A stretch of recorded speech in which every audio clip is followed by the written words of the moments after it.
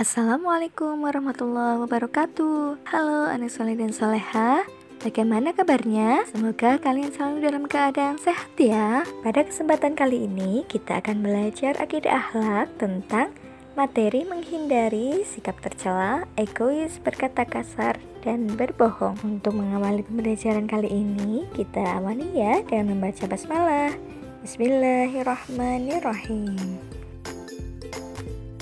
Anak soleh dan soleha, mari kita simak materi berikut. Yang pertama, menghindari perilaku egois.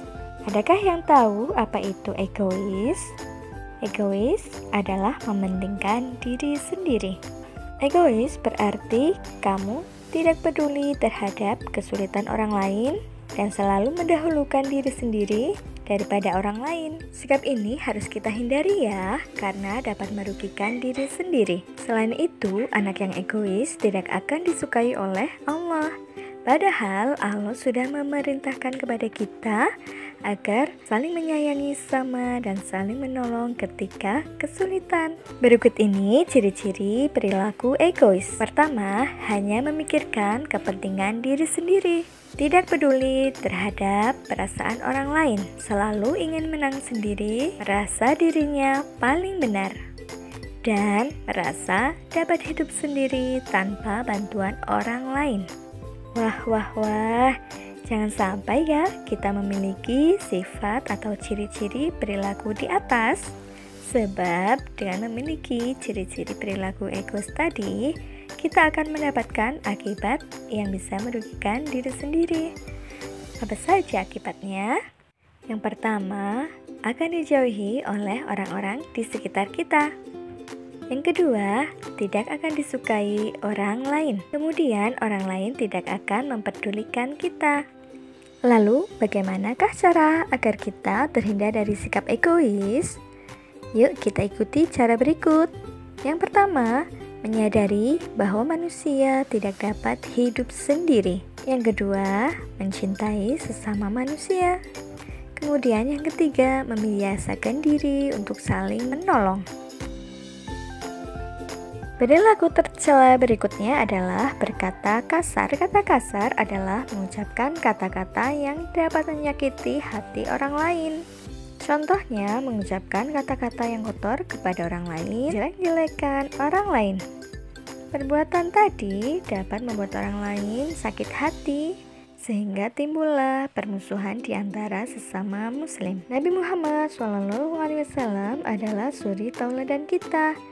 Beliau mengajak kepada kita agar selalu berbuat baik di dalam kehidupan, terutama ketika kita sedang berbicara. Dalam hadisnya, barang siapa yang beriman kepada Allah dan hari akhir, maka berkatalah yang baik atau diam. Dari hadis ini, jika kita tidak bisa berkata yang baik, maka lebih baik kita diam. Selalu berhati-hati ya jika kita hendak berbicara, karena setiap kali kita berkata kasar, maka kita akan mendapatkan akibatnya. Antara lain, tidak disukai oleh banyak orang, dapat menimbulkan permusuhan, dapat menyakiti hati orang lain, akan dibenci Allah karena itu termasuk perbuatan dosa.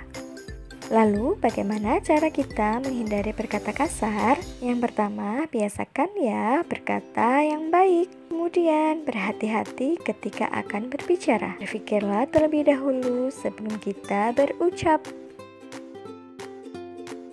Perilaku tercela berikutnya yang harus kita hindari adalah berbohong. Berbohong adalah mengatakan sesuatu yang tidak benar atau tidak sesuai kenyataan. Nama lain berbohong adalah dusta. Lawan dari sikap berbohong adalah jujur. Bohong termasuk salah satu ciri dari orang munafik. Kebohongan dapat merugikan diri sendiri dan orang lain. Anak yang suka berbohong tidak akan dipercaya oleh orang lain. Nah, kalau sudah demikian, maka anak-anak yang suka berbohong akan mendapatkan akibatnya. Antara lain, kebohongan membawa pada kejahatan. Pembohong hatinya tidak akan pernah tenang, kemudian tidak akan dipercaya oleh orang lain. Lalu, bagaimanakah cara kita agar terhindar dari perbuatan bohong? Meyakini bahwa Allah selalu mengetahui segala perbuatan kita. Senantiasa berkata yang jujur, mengakui jika kita melakukan kesalahan. Dan yang terakhir adalah menghindari banyak berbicara yang kurang bermanfaat. Nah, anak soleh dan soleha sudah tahu ya apa itu arti dari egois, berkata kasar, dan berbohong? Nah, kalian juga sudah tahu ya bagaimana akibatnya? Akibat yang sangat merugikan jika kita melakukan perbuatan tersebut. Semoga dengan materi kali ini kita semua bisa mengambil hikmah atau manfaatnya. Dan semoga kita bisa terhindar dari perbuatan-perbuatan yang tercela. Terima kasih atas perhatian anak-anak. Sampai jumpa di pembelajaran berikutnya insya Allah. Wassalamualaikum warahmatullahi wabarakatuh.